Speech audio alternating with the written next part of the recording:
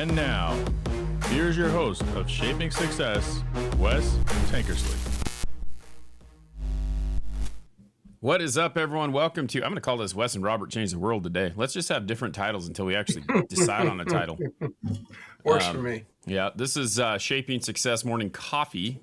This is kind of what it's been for a while. Robert and I are working on co-hosting, so this is going to be a Monday, Wednesday thing that we're doing. We're doing it live on TikTok right now. You can see us here, so thanks for hanging out. Make sure that you follow both of us there. And then you get to kind of hang out with us. You can go to Shaping Success with Wes Tankersley, subscribe to the YouTube channel, pick it up there, Facebook, Twitter. It's pretty much live in a lot of places, but we just recently started doing it here on TikTok because we figured out a way to make it work. So there you go. Perfect. Good morning, Robert. What's going on in the great Lone Star State? Well, we're, basically in the 90s and humid as hell. So it's pretty much normal as we go, subtropics. Good morning, Nikki, Joanne, everybody. You mean there's a reason why you're like sweltering, sweating almost every single morning? Yeah, and incidentally, this is about an hour after the run. Oh yeah. Oh, so you got a little bit of a break. I've actually cooled down. See, my hair's not completely matted. Yeah. But I've showered and all that. But it just takes such a long time to cool down. It really does. Yeah, it's kind of crazy how that works out for you. I'm sure it's like an adrenaline rush, which wakes you up pretty easily in the morning, and you go not easily. Nothing's easy about getting up early and going and running. How many miles do you do a day? Between 2 and 3. It just depends on how my body's feeling. I can't imagine doing more than one. I can't imagine doing one. I wake up in the morning, I hit some of that coffee, and then I recently started drinking this stuff. It's called Magic Mind. It's kind of like I don't know. They don't say it's a greens drink, but it's like green. Like, so you think about it as green, and you take it as a supplement, like with your coffee.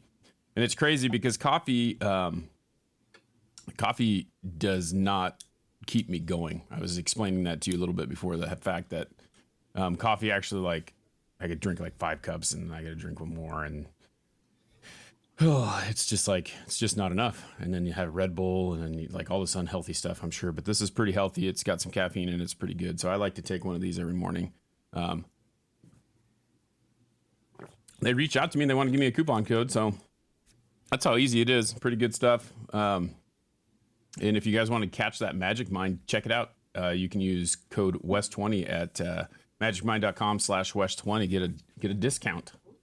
Pretty good stuff. So that works. Yeah, I'll have to send you some of it because I like it, and they've given me a month's supply. So, or not a month, well, 6 months supply. So they're going to send me every 30 days. They'll send me 30 bottles, which is pretty cool. Okay, that's wonderful. Yeah. So we're talking about words, and it's interesting. We had a conversation on Monday. We talked a little bit. I don't know. It wasn't Monday. We didn't. You and I have been talking back and forth about this COVID thing because it was kind of funny. I knew that I had to talk to you a little bit about. I didn't know if you wanted me to post it or not. It was the number one thing on Opus, and it was funny how we just kind of said that COVID was kind of like a cold, and it's hilarious to me. Like, as and we talked about it, I'm like, okay. And you're like, yep, post it. So I posted it, and I knew what the reactions were going to be. Like, I knew what they were coming. And this kind of leads into our chapter about words, because there's so many different things that they can do for you, right? And we talked about what was the cost of lies last week, or what was it? Yeah. So we were talking about the cost of lies and like how the media talks and tells you these things, and you listen, but a lot of them are lies and things like that, and how these lies that people have had. Nikki says she posted on, it's on YouTube as well, but we talked about these lies of how we are told these things and what the media says and how we believe those types of things, and how it just, I don't know, there's just so much to this fake media stuff that we start to believe the things that we hear. If it's said enough, we believe it. And that's kind of where these words options come in, right? Yeah. And if we can kind of start, I guess, from the words, and in the book, I use the word yes and no, because that's where some of the studies are done and what it does to your system, right? What your nervous system does when you hear the word no. But it's easier if we just do a word that will be more little bit more toxic for you and I, and the word is old. Yep. Okay. Well, because it has a certain connotation to it. If we say young, it has a certain connotation to it. But the reality behind the word is just a word old. Right. And if you accept that you're old, then you're old and Mm-hmm. all the things that are with it. Or you just say age is just a number, it doesn't matter. But you begin to realize how it frames you in every discussion you have. For example, we said COVID is a bad cold.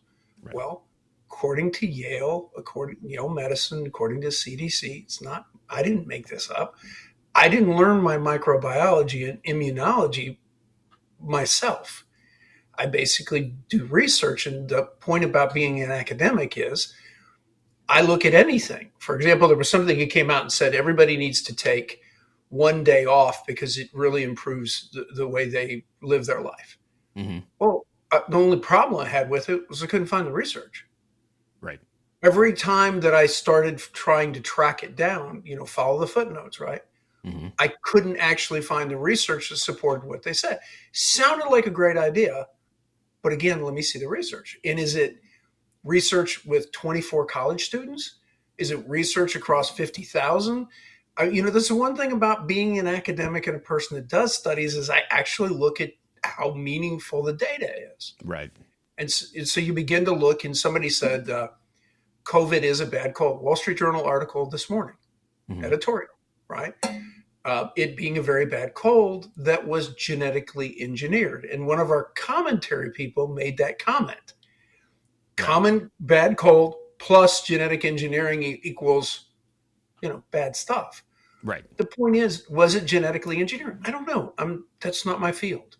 Yeah. I don't do genetics. So if a geneticist or a group of geneticists wants to show me the research where it's been peer reviewed and it says that it was genetically altered, then I'll believe them, right? But show me the peer reviewed research. There's a reason we have peer reviewed research. Okay. It may be siloed, and we all understand that peer review means siloed, meaning the group of people all kind of like mind look at it. But the point is they look at it to keep integrity intact, right? They do it so that the words mean something, right? Not just, the way we look at it. For example, when we say old, if I say old, hey, Wes, you're old. Or if I said, hey, Wes, you're vintage. And all of a sudden, Wes goes vintage. Oh, I kind of like that. Yeah. But I mean, it's all of that, this pejorative thing that we pick up with words and ideas and concepts. And my point to people is I appreciate your opinion, but I'm actually not giving you an opinion. I didn't write a book with my opinion in it. Mm-hmm. I wrote the book with my experiences in it and with the research in it.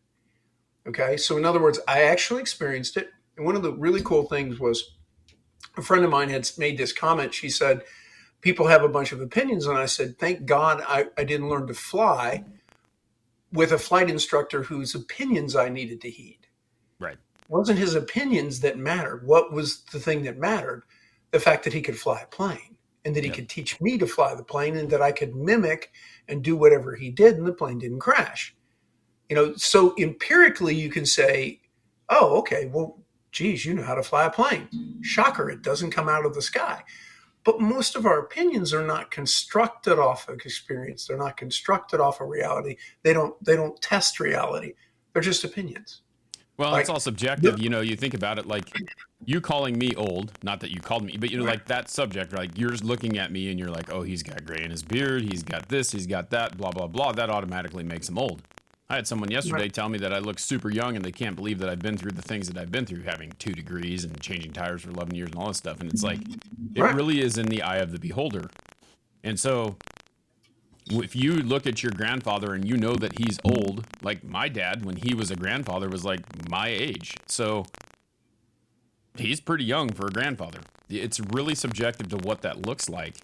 And this whole COVID thing is funny because some people came back with, well, a cold wouldn't have took my best friend or this or that, like talking about that thing. And like the reality of this whole situation is that we I remember when COVID came out and there was all this data that it's going to kill everyone and this and that and blah, blah, blah. And then when people say it's like the flu or it's like this or it's like that, you would get thrown off, and they'd, like you'd start to think that way. It's a negative thing. You're going to die. You're going to die, because everyone is like trying to be fear mongering and tell you, hey, you're going to die. And the reality of it is if you take those numbers, which all the data is coming out now, whether you believe it or not, maybe your family member died from COVID or from the virus or whatever. But the underlying conditions that killed these people were not just COVID. Like there was something else to it that killed them. And so we're not looking into that. It didn't kill kids. It killed, maybe it killed one kid, right? But that could have been an underlying condition. And that's the thing. Like there's so many people who are not really paying attention to the actual underlying conditions and the things that there were, because just like my grandfather is old, subjective. He's 43, he's 63, he's 98, he's whatever what you think old is. It's the same thing with that. Like they died because they were healthy. And you're like, okay, your idea of what healthy is a lot different than what my idea of healthy is. And there are all these underlying conditions that cause this death. And when you compare them to all the other things, it wasn't as bad as they made it out to be, but they were trying to keep you stuck in one place and they didn't know what to do. And it's funny too, because again, I'm old enough to have been going around the maypole a couple of times. So in the 80s, they actually came up with a study that said hamburgers shorten your life. Mm-hmm. Okay. And I was like, oh, okay. And what happens and I remember my girlfriend's mother, who took a drug to basically keep her pregnancy, that had the nasty side effect they knew decades later made her sterile. Mm-hmm. Not the mother, the child sterile. Yeah. And so you begin to ask the question, which is, listen, give things time. I have no problem with people rushing out to save people's life. No problem whatsoever. But can we go ahead and realize that it's going to take a lot of study years afterwards for us to get to the point to say, oh, okay, we think we kind of have a hold on how things are. We think we have an idea what this thing looked like. This is really what the causes are. And it's always interesting because everything gets headlines when it's coming out. But 10 years later, when it's refuted, it doesn't get any headlines. Right. 10 years later, when the actual data comes out, it's all that's saying is I always like to answer things like this. Based upon our current knowledge, this is what we think. Yep. Well, were you absolutely certain? Well, hell no, I'm not absolutely certain. Here's what I'm certain of. Things like gravity, real certain of gravity. Real certain. Not flying off the ground. Right. But yeah, that's, other than that, you begin to realize that give things time.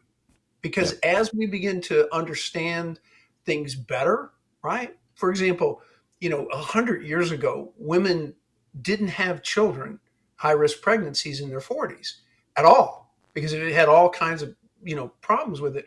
The reality is we do know that it is higher risk, but that doesn't stop them. It really doesn't stop them. They have healthy children, all that kind of stuff. But that's a process of learning. It takes time. It's not overnight. And a lot of times we as the public are demanding way too much out of the professionals, like give us an answer. Right. And to be honest with you, they don't have one. And so they're going to throw something out and they're going to do it in the best mind that they have at the moment, which says, here's what I think you should do because this makes sense. And then we hyper criticize them. And I'm like, hold on a second. Given what you gave them, which is about 2 minutes of information, you said, save me. And they gave you the best they had. So I'm sensitive to both sides of the argument, of any of these arguments, especially fresh into them, really, really sensitive to the fact that not everybody has the data. They just don't. So be patient with the situation. I got to apologize for the feed if I've got static. Nikki says I got static on the YouTube feed, but not a whole lot we can do other than disconnect, and we're not going to do that right now. So but thanks for letting us know. If you guys haven't tuned in before, this is Robert Watson. We're doing this live on TikTok for the first time. AJ hopped in here. This is Ars Victorious, his book. We're talking about words and how they have a lot of meaning. And, recent episode we talked a little bit about COVID being kind of a cold, and it's interesting how people kind of react to that situation, and words are the same way. Kind of jumping into more of what the book said, though, more of like positivity and negativity, right? Like, so we've talked about this a lot of times, where if you have that negative connotation in your life, when you tell yourself you're fat, when you tell yourself you're ugly, when you tell yourself, like these things that you see, because it's all subjective based on what you see, like that you're old, like we talked about, you have this hit in your head, was it like a dopamine hit? Is that what it was talking about in the book? But like you have this dopamine hit that raises or lowers the way that you think about yourself. And the more you say it, the worse it becomes. So it takes time training yourself. And I'll tell you, I'm a big advocate for this because I've done it myself. Like, I was very negative about myself my whole life. And then for the last 4 or 5 years, I've realized that that's not making anything better for me. And it is a process. And I'm sure that it was never an exact science for you either, Robert, but doing that is something that you have to make. You have to make the choice to be more positive than negative. And it's easier to be negative than positive. But the results of that is much better. It just takes for me, like, it's taken a long time to still get that out of my head. I still get in those days where I have those funks where I'm just like pissed off at the world because of the way that it's treating me, but it's really me making it happen for myself instead of, like, I make it more than what it actually really is. Yeah, we have control over our inputs to the system, and we have control over our attitude. And the building blocks of attitude are the words we say to ourselves. Right. I have a friend who I absolutely adore, and she has a bunch of loaded words. Like, relationship is loaded for her. Love is loaded for her. These are words that she's not comfortable with because they have loaded meaning. Okay. Right. And I initially was thinking, wow, she's overly sensitive to words. And then I flipped it around and said, hold on a second, maybe I should be more sensitive to words having meaning, right? And I shouldn't be as loosey-goosey with words as I am, because that I look at them and they don't have the same kind of meaning. They have a nice, softer, sweeter meaning. So I can throw them out and use them, but maybe I shouldn't. Maybe I should think about the way I use words too. And that's what I always try to do, is I try to put myself in a place of empathy where I flip myself around and say, oh, okay. Now, you don't want to get too many loaded words, or then you have an inability to communicate, right? Because every word is supposedly loaded. Every word is not loaded, but they do have, depending on where you come from, like I said, going back to that old versus vintage, right? Yep. Like I think the standard for vintage is 50 years. Right. I'm serious. Like a car can't be. Yeah. You're almost at vintage. I'm working on it. I am definitely vintage. And Nikki, yes, if eating hamburgers is wrong, then I don't want to be right either. But again, I love to take these snapshots when I'm on Instagram or TikTok. I'll take snapshots of something that they say is research, right? A study says. So I'll take a snapshot of it and then I'll go research it. I have to break this to people, Instagram and TikTok. 9 out of 10 times, they're actually full of crap. Yeah. There isn't any study or the new study that they say is 30 years old. Right. Yeah. So, I remember sitting in college the first time reading a study that someone had stated something and then hearing the same thing. Like, there was two that really stand out to me. Like, Tipper Gore, if you guys are in that age, she wrote about how, like, rap music was making people violent, right? Because it sings a lot about violence or whatever. But her thing that she said was, why was the guy humming like Wild Thing? And it's like, that's not about something violent. I mean, well, it could be violent, but that's not what we're talking about. It's not Fuck the Police by NWA, right? Like, it's not like that's what that was, but they're talking about this violence being related to rap music. And so they go out and they find, like you said, 20 college students, and what do you do when you listen to this song? What does it make you want to do? And then all of a sudden they've made this correlation and it's okay. And then there was another one that said, well, people who eat ice cream are more likely to be like shoplifters, and And they went out and they did a correlation study on 20 people. And like, your group is so small. So anyone can do a study. Anyone can make up this number. And when you don't have the data, and I think that that's the big thing that we don't see, is anyone can say anything. And when Fauci is telling you to wear a mask, and we're going to go back to the COVID thing, but when Fauci is going to masks and saying that this works, but knowing that the particles are so small that they can get through the mask that you're telling us that we should wear, these crappy, well, something's better than nothing. Well, in reality, it's not. And all the proof is out now. That's the same thing with anything in your life. You have to sit there and think about it. There was an interesting, Harvard is running a longitudinal study. And that we know that the kind of the blue ribbon for everything is longitudinal studies, because basically what it is not only do we study something, but we study it over time. Right. So that in case of Harvard, Harvard's been running this since the 1930s. Mm-hmm. So you're at about 90 years now. So you're really starting to get some decent data, right? So one of the things they came to the conclusion about longevity in life was, which is kind of interesting, is that you should probably have a few extra pounds, not be on the skinny side. So if your base weight's supposed to be 145, being 150 is actually, in their data, is actually suggests that you have better longevity with a couple extra pounds. Right. Now, is that because you're happier, or is that because a couple extra pounds works for metabolisms? They don't know that. All they're doing is they're telling you that over 90 years they've looked at this, and the people that have a couple extra pounds, that just like you said, from the correlation standpoint, is what is that actually correlated to? Right. All it basically says is over the 90 years, people with a couple extra pounds have lived longer. But why? Yeah.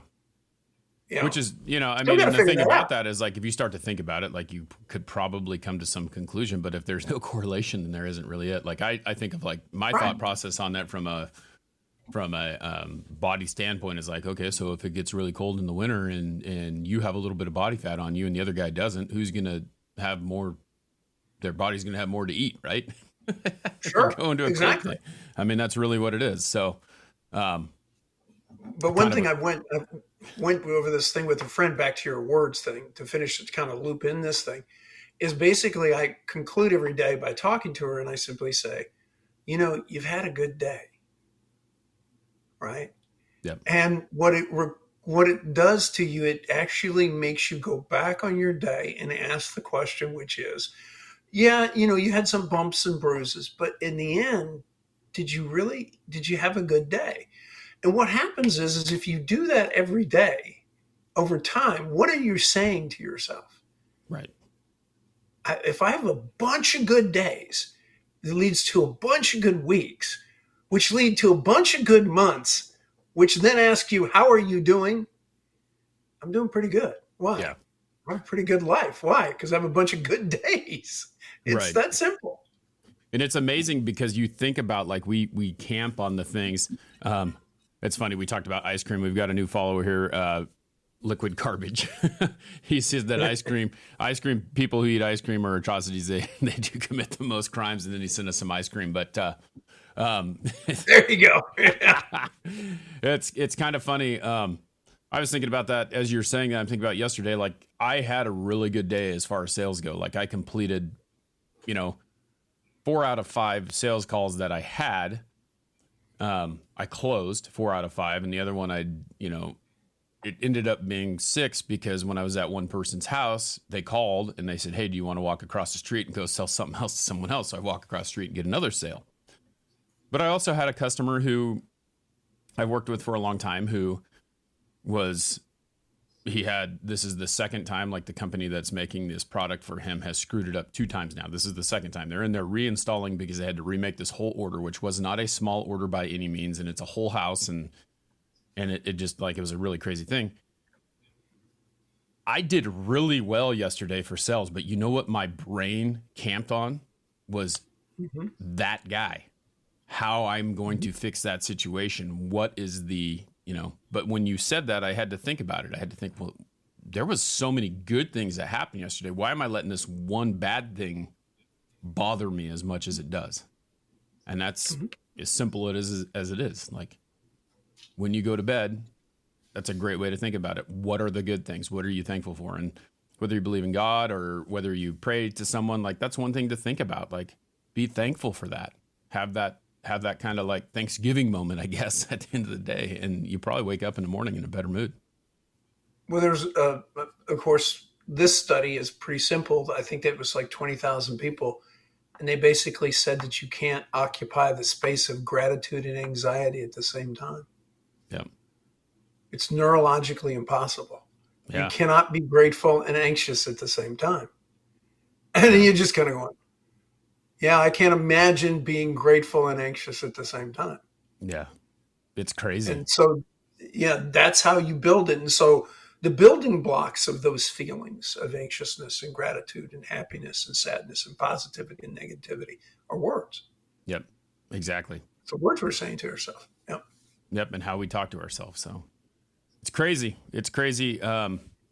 Very good conversation. I'm excited to continue doing this. We'll be back next week. Monday, we talk a little bit more about like topics. We talked about pressure versus stress on last Monday, and we're working on the next one. But it's amazing to kind of dissect these things and be able to talk back and forth about it. And I appreciate you doing this with me, and it's exciting to see where it's going.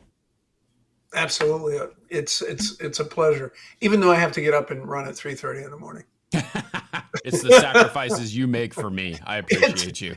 No, it's the sacrifices I make to get up and do this, because I mean it really does have a positive impact on my day too, yeah. Right? Not only do I get up a little bit earlier, but what do I inject into my day? Yep. A lot of positivity. So I'm pretty thrilled. Yep. All right, everyone. Well, thank you for hanging out with us. Make sure that you subscribe. Make sure that you follow us on TikTok to catch these lives. They're 2 days a week. We're doing a Monday and Wednesday at 5 o'clock Mountain Time, which is 7 o'clock Eastern Time. I'll give you that. You can figure out all the other time zones if you want. Those are kind of the big ones. And until next time, I challenge you to find the shape of your success.